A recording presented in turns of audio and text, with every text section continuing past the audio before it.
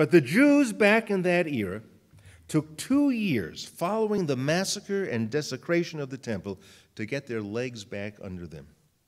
Led by the Jewish priest Mattathias and his 5 sons, a large-scale rebellion broke out against Antiochus IV.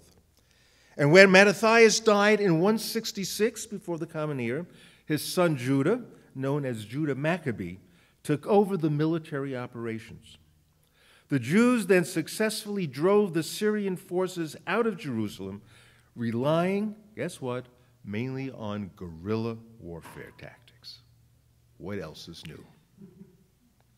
Judah called on his followers to cleanse the Second Temple, rebuild its altar, and light the menorah, which was meant to be kept burning every night. Judah Maccabee and the other Jews who participated in the rededication of the temple witnessed a miracle. Even though there was only enough oil to keep the menorah candles burning for a single day, the flames continued flickering for 8 nights, leaving them time to find a fresh supply of oil. This wondrous event inspired the Jewish sages to proclaim a yearly 8-day festival. A common mistake made about Hanukkah places it as another midwinter festival like solstice, Christmas, and Diwali. The light that shines from the Hanukkah celebration is not related to the sun. The intrinsic message of Hanukkah's Festival of Lights signals the dedication to liberty of conscience, freedom of worship, justice, and human rights. Hanukkah was not celebrated in its present form until well into the Christian era. Jesus did not play with dreidels, although there is a reference in the Gospel of John, chapter 10, that Jesus went to the temple for Hanukkah. Exchanging presents and the cooking of latkes and blintzes all came about more recently. It's almost impossible to imagine a time when the month of December was totally commercial-free. The story of oppression, loss of liberty, and the right to follow the dictates of conscience, losing the freedom to worship, remain the same old story even today. And the story continues upon the same stage in the Middle East. It's been almost 20 years since Samuel Huntington published his controversial book, The Clash of Civilization. Human beings, wrote Huntington, are divided along cultural lines. There is no universal civilization. Instead, there are cultural blocks, each with its own set of values. The Islamic civilization, he wrote, is the most troublesome.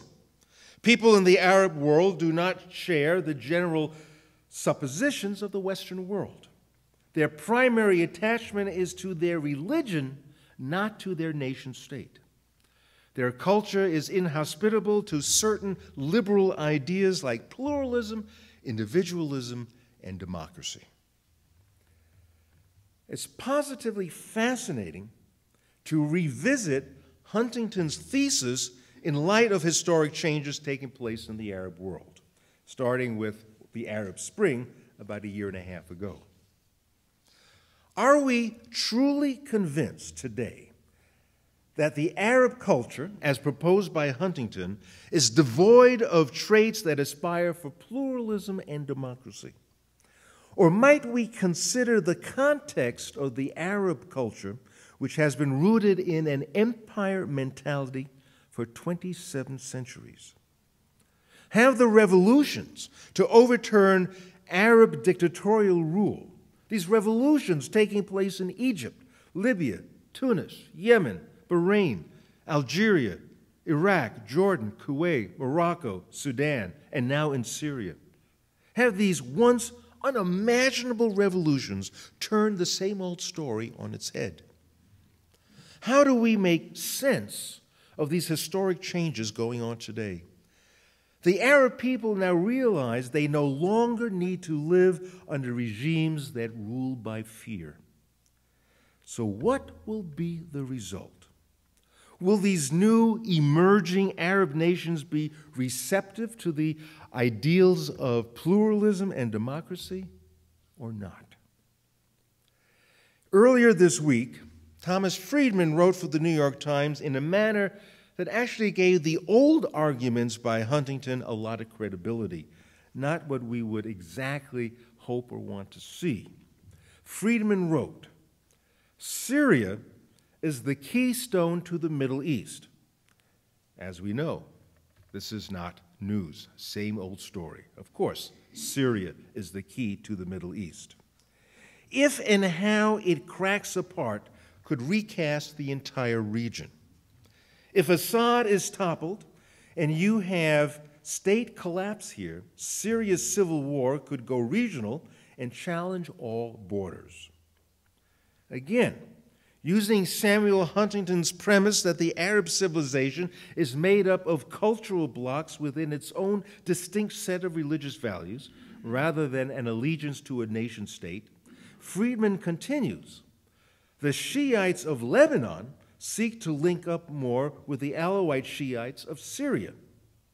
The Kurds in Syria, Iraq, Iran, and Turkey try to link up with one another and create an independent Kurdistan. And the Sunnis of Jordan, Iraq, and Syria draw closer to oppose the Shiites of Lebanon, Syria, Iran, Iraq, Saudi Arabia, and Bahrain." So we still don't know if Huntington's thesis is right following the Arab Spring. The citizens of the Middle East may well draw up a new map of the region themselves, one quite different from the map drawn by colonial powers. With regime change practically a weekly occurrence, the new map may follow Huntington's prescription to the T, cultural blocks formed according to religious values.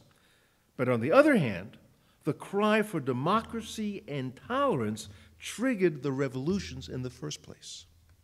Clearly, I will never understand the Middle East, and I don't think I'm alone.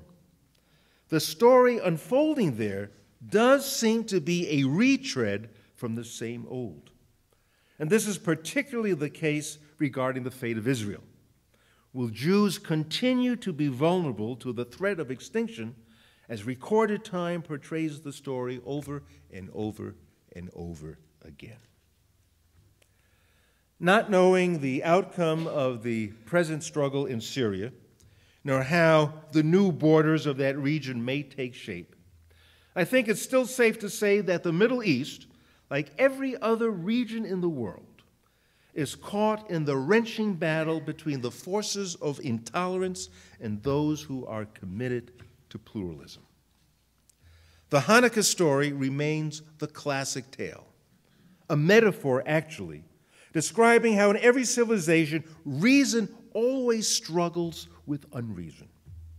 Those who desire to live in peace by affirming everyone's right of conscience and religious practice must do battle with fanatics who will accept nothing less than uniform belief.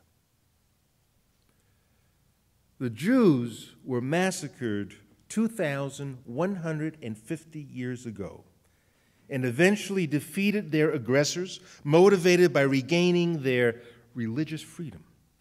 God was pleased, and the miracle of a tiny bit of oil, supplying light throughout an unbelievable 8 nights, becomes substance for joy and celebration. But 2,150 years later, the story isn't over and has in fact been repeated through the centuries many times.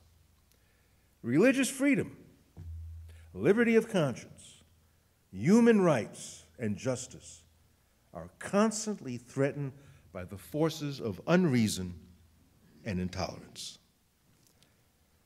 Dema hekya hey hey. Dema hekya hey hey.